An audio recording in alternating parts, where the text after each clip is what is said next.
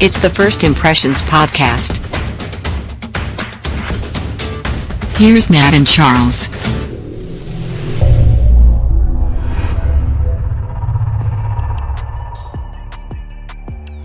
Welcome back to the First Impressions Podcast. I'm Charles Hort alongside Matt Hinesley again, and we've got a special guest with us today, Miss Pam Flint. She's special. She's very special, very special. And Pam, God bless her, she puts up with me and you, man. And between the two of us. I don't know what the church pays her, but it ain't enough. I can go ahead and tell you. That's right. But I wanted to kind of focus today, Matt, on the children's ministry. Yep. We have such an amazing children's ministry at our church, and it has exploded under Miss Pam's leadership. And we've got folks, from outside of the church coming in through the children's ministry. So I wanted to just kind of give Miss Pam, some time just to kind of talk about the children's ministry and what's going on, and just some of the blessings and things that you've seen. And then we'll kind of morph it into the weekday program, which is something new that we're doing with the children's ministry. So Miss Pam, tell us about the children's ministry right now before we get into the weekday program. Okay. Well, we do Sundays at 9:45 until 10:40, and then we have children's church from 11:30 to 12 for grades kindergarten through 4th during children's church time. Wednesday night activities roll at 6 to 7. We provide a meal for them and go into Bible study after that. Wednesday nights are more of our personal fellowship time with them. Okay. They get to fellowship with their peers as a group on Wednesday nights, just a real personal time with them on Wednesday nights. We've got a few upcoming events coming up. Okay.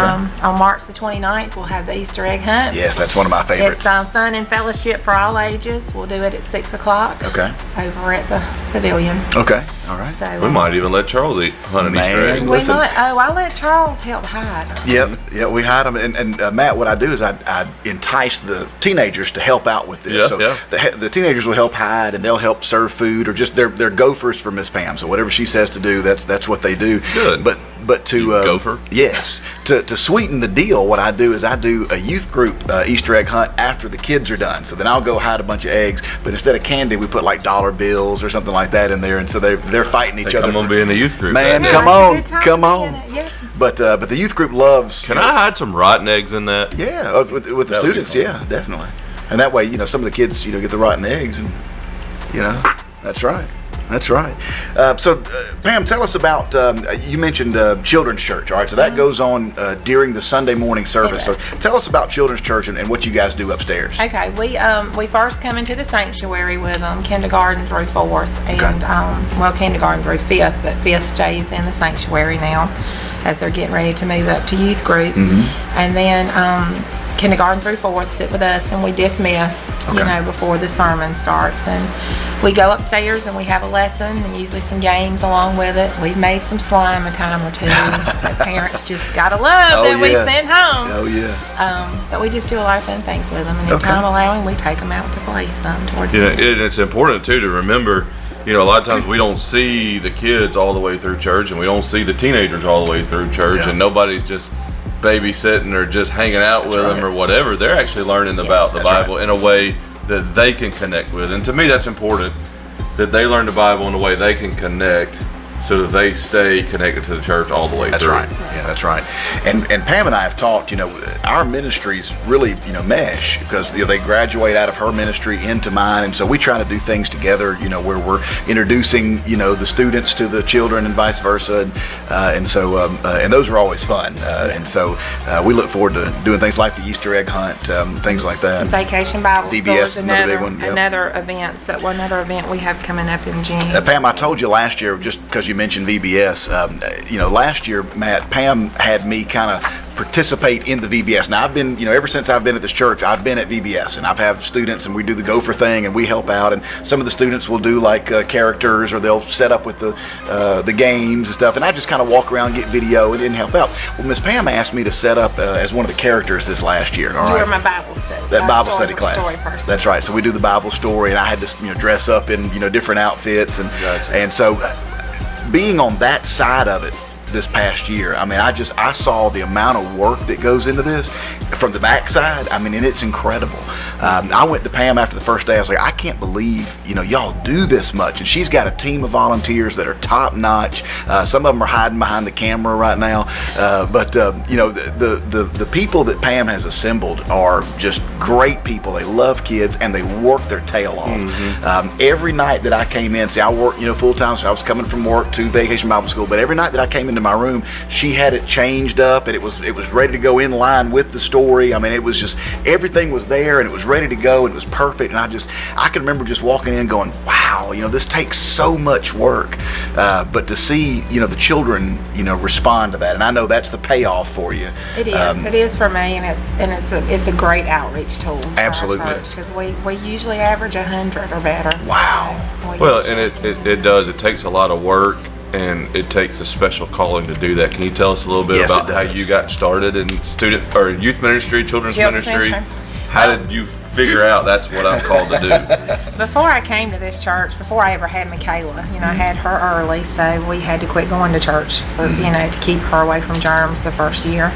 But I was already serving. I was doing children's choir at my church, and Mission Friends is what it was called there. So then when we got Michaela where she could do the things she needed to do, we moved to Atlanta for her to go to the Atlanta Speech School. And that was more me focusing on her hearing disability. So I took the time I devoted that to her. And then when we moved to Pike County and she was back mainstreamed, God led me to this church. It's no doubt. This is where He led me. We're glad He did. I immediately got started in Gail Willis's Sunday school class, and they were a big encouragement for me. That I started teaching Sunday school. Okay. And from there it just led into more and more involvement with the kids, and then finally I was approached to would I be interested in applying for the job. Are you crazy enough to? Yeah. And I actually waited until the last day Oh wow. to put in my resume for it. So, and I was just like, if it's what God wants, Yep. then that's what it'll be. And I feel like I'm kind of like you are, Charles, in a lot of ways, because God help you. I didn't have a lot of training in this. Yeah, and that's I'm right. like, but I do honestly believe with all my heart that if God calls you, Yes. God will equip you. He will equip you. That's right. And He definitely has. That's right. He's provided everything I need. For sure. Just to give them a little insight, I always like to kind of put it this way, and you two will know this very well. Imagine having 20, 30 kids running through your house. Oh, Lord, yeah. That's essentially what It is. happens in student ministry. Yeah. Imagine having 100 kids running through your house that you're trying to wrangle at one time. Like herding Feed, cats. take care of, make And sure minister to. they're organized and learning. Man, we wouldn't want that in our own homes most of the time. Yeah. And these two, y'all two Yeah. both, Oh, yeah. are doing that every Wednesday and Sunday, and that's an impressive feat. And so a lot of people don't realize what it's like just getting everything organized and getting ready, and how much work goes into it. Yeah. And how much planning it takes to actually pull off the event that we do. Yeah. And then to do it so well, that speaks very highly of the two of you and what you're working through and working with. Well, I'll tell you, most of the baptisms that we've had, the professions of faith, have come out of the children's ministry, and that's, to me, that's again, Yeah. it's all worth it. It's great to see. Pam baptizes kids all the time, and it's just that I think it's a great thing for the church to see. It's a great thing, for parents to see. Well, and church needs to know this too. Barna research tells us that if the likelihood of you getting saved and giving your life to Christ dramatically decreases Yeah, after the age of 18, That's when right. you're out of high school. this is the final And so resort here. they're really receptive in those early years, and we don't want it to be a thing where we just say, hey, kids, raise your hand if you want Jesus, because you have to disciple them a little bit too. You have to give them some knowledge. Yep.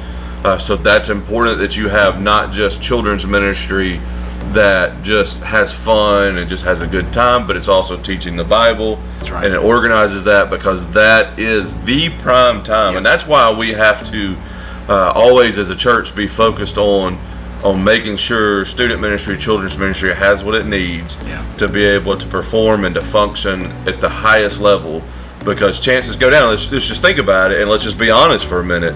Like you said, Charles, if you look at our church baptism records or any church baptism sets, most of the time it's a young person, children, a teenager. You rarely ever see a senior adult That's right. in the baptistry. That's right. And so, and part of that's just life, but part of it is, look, we adults, man, we overcomplicate the whole Jesus thing. Come on. And the Bible teaches us, let the little children come to me, because Yes. they are so basic and plain, and go, Yeah. I just know I need Jesus. And that's really all they it. ultimately need to know. Yeah. We need to disciple them further. And so to have you two guys in ministry, that's helping our church and helping this community. And it's what will lead to the future of the church. That's right. Well, and I think for me and Charles both, we've been here, Charles just a little bit longer than I have, but I was here longer in a volunteer role before he came. But most of these children I've had since they were babies. Yeah, that's right. We've seen these children grow up. That's right. So we kind of know where they are because they're here. That's And, right. That's we right. kind of know getting. we kind of know what Yeah. they're getting, and Yeah. we know where their faith is. That's right. We see them every week, and Yep. they're like my children. They are. I'm really protective of them, so I get blamed for that a lot, but Yeah. I am. They're like my children. Nothing wrong with that. And I stand up for them That's when right. need to be. So. And you got to, because That's right. it's so easy for folks just to blame it on the kids. Yes. Blame it on the Right. teenagers. Teenagers did it. That's right. That's right. Maybe not actually. And Yeah. so that's part of a call to ministry, especially with teenagers and children, is you believe Yeah. in children. You believe in teenagers. That's you right. fight for them. Yeah. That's right. You value them. Because sometimes nobody else does. That's right. true. That's right. You know? And we don't know what these, we know a lot of the families involved with these kids, but we can't presume to know what goes on at home. We can't presume to know, are they eating properly? Are they being taken care of? Are they being abused? We don't know what all this stuff is at home. So all we know is the time we have them here. That's right. And so I'm real proud that you guys really take that seriously. Yeah. Pam, when you started with the children's ministry, I remember y'all were in like one room, and I think we had like a toddler room. We did. Now you have taken over virtually all of the Sunday school space upstairs, and that's a good problem to have. And I know that y'all have outgrown that space. But Moss room. Moss room. Yes. And so talk about now how you have been able to morph, into the weekday program that meets during the week.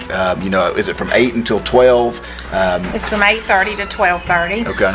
And they come Monday through Friday, but virtually what's happened upstairs is from the time I started until now, we have gotten at individual classrooms that right, will accommodate different age divisions. groups. And we have a fire escape, which when I first came, we did not have a fire escape. That's right. It was carpet all over the floor upstairs. That's right, I No remember that. bathroom. Yeah. Same Upstairs. red carpet. Yeah, same red carpet. Nice. Upstairs. So we've got new flooring that's not carpet. Right. And fire escape now in a bathroom and Paint on the classroom. walls, New yeah. paint, Oh, yeah. that And looks we great. actually It's have amazing. fireproof doors upstairs. All right. I didn't even know that. Yeah, they're secured by a fob system, so only people that have a Wow. fob can come in. So that all of that just paved the way for the Right. weekday program, because that's things that we really needed in place. Yep. There's see new that technology, ministry. like you mentioned, the key fob Yeah, the system. cameras. We have camera systems in yeah. every classroom. So. Right. 100% secure. Yes, 100%. so we've, it's come a long way. It has. How many kids you have up there in your your weekday program? About 25. 25. 25. That's huge. That's huge. And then just tell the folks about just the demand for that weekday program right now. We have 25, but there's like hundreds of others that are out there that want it. We had 25 this year, and I had a waiting list of 40 to 45 my on it goodness. for this school year. So Wow. now I'm enrolling for the next school year. And Moss room. yes. Need Moss room. And I folks. offered it to my families that, have Yeah. invested in it this first year Right. first. And needless to say, we're not going to have many spots to open Okay. up to the community because of the space. Again, good problem to have, but there's such a demand in this community for that, and I commend you for starting the program and meeting that need in the community because it's a ministry tool. Not only are we just keeping their kids, it's not just daycare. They're getting ministered to. They are. It's a families place where well. they get the foundation, learning foundation, plus they get to hear about Jesus every day. right. So they get both the best of both worlds. That's right. And I have seen the messages on Facebook, Yes. of people begging, let me in this program. Yeah. And you don't get that. You don't get that reputation around town. I've seen it from other teachers and educators. We want to get in this program, and that's a testament to what It is. you and your team Yeah. is doing. Because it's not the leaders are the ones that everybody sees, but you got great teachers too. Yes, I do. Yes. I do. I have both teachers in children's ministry and Talk about in your the weekday volunteers, just so program. people know. The volunteers that I've got in children's ministry have been with me for years, Yeah. ever since I've been here. I have this rule though; they'll probably tell you that, and a lot of them are one of them is my best friend, and one of them's like a mother to me, and one of them is my daughter. Okay. And but Family. It's all family. yeah, they will tell you though that the day they walked in, I said, I am not your friend here at this church, and I am not your mama. Mm-hmm. I'm called by God to do a job, and so I'm not going to I be. will kill every one of you. Murder. That's right. If I have to. They know And that I will when double I'm your here, rent, daughter. That's right, daughter. That's right. I am. I'm very much, about doing what God called me to do. Absolutely. I have to put everything else aside, and Yeah. when I'm here, that's my hat that I have on. I Well, take it Pam, very when are you seriously. not here? That's probably the better question. In fact, Here all the time. I've heard the boss force you to leave. Like, have. you must He go has. home. He has. He You has must on leave. numerous occasions, but You must not come tomorrow. That's right. Um, That's right. for me, Charles, it's not. It never has been a job. Right. That's right. It's a ministry that I am. It's never worked for me. That's right. I get tired sometimes, just like It's a everybody. labor of love. But I wouldn't want to not be here. Absolutely. And it's not that I know it can't run without me, because I've trained them to run it without me, and I want it to always That's true be discipleship, a success. though. That's exactly right. I want it to True be a discipleship. success whether I'm here or not. Absolutely. For years to come, I want it to always be Absolutely. a success. And a good leader Absolutely. brings up more successful leaders. That's right. So I want for them to be able to run it if I'm not here. It's just, this is my heart. These That's right. are like my children. It's like my family. So, when that's said, I want to be here. It's not like just don't think they can do it. They know Right. better than that. It's just, this is my heart. Yeah. This is it. Well, I can So- tell you, in my unique position, to give like a litmus test to what you do in the children's ministry, because they move up into my group, and I can see, from the change that takes place when they come into the youth group and they're maturing, and the foundation that they already have. It's a great thing. When I first started, in this youth group, I really had to kind of take everything back to the basics. We kind of had to start, as if this was brand new, But I've not had to do that since then. So all the students that come up, out of the children's ministry, they already have that foundation. They already have that knowledge. Most of them are already believers, and so we're just, cultivating that even more, once they get up into the student ministry. So, I can tell you as a testament to you that the kids that are coming out of your program are phenomenal in my program, and I love each and every one of them too. I'm losing hair, because of a few of them, but I wouldn't trade them for the world. Ask me in September, okay? Yes, ma'am. Yeah, when you send the next group up. The next group coming up. Yes, ma'am. Yeah, they were the few Sunday when I said, guess what? It's Sunday to stay in church. And Yeah. they begged, like, no, we don't Yeah. do. We have to. And Yeah. I'm like, yes, it's time. Pastor Matt's so boring. I don't Have to be put to sleep by the time. That's right. That's right. It was your job. Well, we have 6 moving up this year into the youth? Is I that think right? It's 6 or 8. Yeah, That's a it's big. it's That's a big. that's the That's biggest the one. biggest you've got. Yeah, yes. so far, yeah. Yes. Because it's been historically 2, 3, 4. Yeah. So this one is going to be a big crop that we've got moving up. And I've already talked to the students. I said, now listen, this is what I expect of you when they move up. We're gonna mentor them as well. I want you to treat them, better than you treat your family. Yeah. And so we're excited about important. having them move up. So. Pam, what else is going on with the children's ministry or the weekday program? Anything else that we need to know about as far as This calendar? Bible school, June the 11th through the 14th. So breaking news tonight. That's right. Yes. We can tell you way in advance. That's right. Breaking news. Put it those on your calendar, calendar. those Don't dates give on me your an calendar. excuse and 2 weeks before, oh, I got something else. Yeah, No, that's June right. We're telling you ahead of time. 11th. What'd you say? 11 through 14. 11 through 14. Now that's a be Sunday there. through a Wednesday, Wednesday. right? All right. So Yep. Sunday is the first day of VBS, and I like that too, man. You're going to get to see this. They decorate the church for I VBS. love it, yeah. It is unbelievable. I mean, you walk in and it was like, wow, you're in a different world, and you get to preach from that. Yeah, I love that. with the that was the background. thing for me when I was in student ministry was Yes. decorating for VBS, Yeah. and then the preacher got to preach from. I was like, man, I'm kind of I'm jealous. jealous, I wanna do it. So I'm expecting the big one, like Well, it's a space thing. Space theme. I was going to ask you what the theme is. That's awesome. Space Jam. We're going to be playing some Space Jam. That's awesome. Mm-hmm. That's good stuff. there may be an alien preaching or Yeah, something. I don't know. Yeah. So let's see. We got Student Life June 5 through 9, and so that's the week right after we get back. Then, so we That's hit the right. ground running. June's going to be a busy month. it will be a then. busy month, So yeah. moms and dads, your don't- kids don't need plan to your be there vacations, for that's those. right. Your teenagers need to be there. Your children need to be there. Yes. Don't put a complication in that week if you can help it at all. That's right. Yes. Set That's aside of that. Well, you're going to need leaders. You're going to need helpers. And so those 2 weeks in the middle of June are really, really important. And I think you got Father's Day's right in there too. Father's and- Day's the week after that. Week after. So Okay. there's, Yes, we got a lot there's going a on. lot going on in that month. But Fathers, I'm boy. going to take care of you good at Father's Day. That's all I'm going to tell Good. you. Ooh, a little sneak peek there. And I will say the weekday registration opens up for the spots that I have left. Okay. February the 13th, which All is right. Monday. Ooh, boy, that's Hey. First February come, first 13th. serve You're for gonna the get few I have you're gonna get left. hammered over there with folks.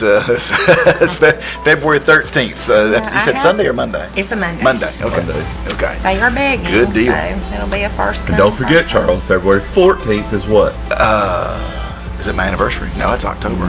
Valentine's Yeah. Day. That's right. That's when you take care of Heather. I have the nicest macaroni card that you have ever seen for Heather for this year. So I'm excited to give it to her. Well, usually, Pam's like, you better not have took my macaroni out of my room. Yeah. I don't know why Heather puts up with me. I just know that she does. took all of her saying. You took so- all the children's saying, so Yeah, come on up did and get you- all the did that- that's where macaroni, you got it Charles. Yes. Yeah. Listen, that's a resource, okay? That's This all is that when in is. doubt, go to the youth That's pastor, it. the children's pastor. Yeah. Can I borrow some sand and macaroni? Holy What do you need that for? Just trust me. Just trust me, right? You'll see Sunday. Well, look, before we end the podcast, I want to pivot real quick to the Concord House. So we got Okay. some news this week about the Concord House. Will you kind of share that with the folks on the podcast? Yeah, well, first of all, the good news is Yep. the amount of money that we have left yet to raise is down to about $700. Yeah, it's very minimal. So yeah. we're really close Yep. to meeting our goal right there, and I have no doubts that'll be reached. Absolutely. Also got some news about one of the children having some pretty serious medical issues. They're also in the hospital. If anybody ever had a doubt, hey, does any family deserve it? Trust me, yeah. this one does. Yeah, definitely. Now, I don't. Going forward, this may mean that maybe there's some other ways that we can help out. Yeah. But this, without sharing too much out there, children's hospital situation, Yeah. brain situation, need Serious. your prayers 1,000 times over and 1,000%. Yeah. We definitely need those. But one of the things that I will mention in that's also a good thing is because of our church's generosity and wanting to get in and help this family, grandparents, all involved, when this happened, the first thing they thought to do Yeah. was call the folks at Zebulon First Baptist. That's right. And Which is so awesome. that is part of that testimony of helping with their physical needs. Right. We have now become the place That's they go right. to for their spiritual needs, and I really appreciate that is happening. Absolutely. And, we've talked about the Concord House several times on the podcast. And maybe, if you're just watching the podcast and don't know anything about the Concord House, normally every year at Christmas time, the youth ministry, tries to locate a family or two or three that we can sponsor for Christmas. And we buy Christmas presents for them. And we go and deliver Christmas presents for them at Christmas time. This year, we kind of had trouble finding, those families and just the right one. It was almost to the point where it was frustrating for me because I really wanted to find these families and we could not find someone that we could help. And this family just kind of showed up, and it was not anything like what we're normally used to doing. We're used to buying presents for kids and bringing them toys and stuff, but this family wasn't asking for presents for their kids. The issue was they'd had a flood in their house, and the flood had destroyed the flooring and like 2 feet up on the sheetrock, and their cabinets cabinetry in the kitchen, and it just destroyed a lot of stuff in the kitchen. Well, they had a company come in and tear out all the flooring, tear out the sheetrock, tear out the cabinets, and then they found out they don't have flood insurance. And so this company stopped. They left the house in shambles and pulled out and left because they had no insurance. And so the father, who's a young guy, decided he was going to help or go start, doing it himself. He's going to put the flooring down himself, do the painting and all that stuff himself. And he had a very serious car accident that left him in the hospital for a long time. He had complications as a result of the surgeries, and he's still, trying to recover from this car accident, and just could not, get in there and do the, the work that needed to be done. And so they were asking for help with that. And so we were able to, to kind of pull in the men's group and pull in people like Emery Treywick and get in there and get it done. And so E.T. has just done a phenomenal job over there. He's gotten the flooring in, he's doing the painting, he's doing the sheetrock and all that, and it just looks amazing. And so it was the mother that actually asked for help. It was the mother. I was going to say mom. that's. The husband and the wife, they didn't actually ask for help. It was the mother-in-law. Somebody asked for help on their behalf. That's right. And as far as I know, he was still, basically trying to do it without really the ability to do it. And it was not safe for him to be trying to do it. Right. And so that's just part of what God calls us to do. You look throughout all the New Testament, God's people were called to meet a physical need first. That's exactly right. And that's a part of what James says. It's proving our faith outwardly. We can say, hey, we have faith, and we just hope your floor gets figured out. Yeah. But if we do nothing, that's right. It's then it doesn't speak very highly of our faith in Jesus or our walk with Jesus. So by us answering that call, man, that's proven out our faith. Right. And God put us in that position ahead of time so that when this tragedy happened, they knew where to go. We're there waiting, ready to help. And I think it's cool that God just put us in the right place at the right time. And it's our church's prayer that we can be a blessing to them to continue this. And so, if you're watching the podcast, what they're asking for right now is just prayer. And that's easy. If you got a split second, take a moment, pray for Matt and for Ashley is her name, and their daughter. She's 9 years old, and just pray that God brings healing to that family and some comfort. And then pray that our church can be a blessing to that family, that we can, we can show the love of God to them, because I don't think they have a church home. We may be the most interaction they're having with a church right now, and so just us being there it speaks volumes. Yeah, for sure. So, final words from Pastor Matt Hinesley. Final words from me tonight. I would really like to reiterate the point of how much these two folks sitting beside me do, but they can't do it by themselves. Right. And so a lot of times you just see children's ministry pulled off another great event, youth ministry pulled off another great event. It takes a lot of work. Yes, it does. The amount of level of day-to-day behind-the-scenes work that these guys do is amazing. The amount of work that their volunteers do. And if you're not volunteering in one of these ministries, well, you should find a way. Yeah. But here's what people don't think about a lot of times when they just see it happening. They think, well, a volunteer just shows up and it just gets done. Right.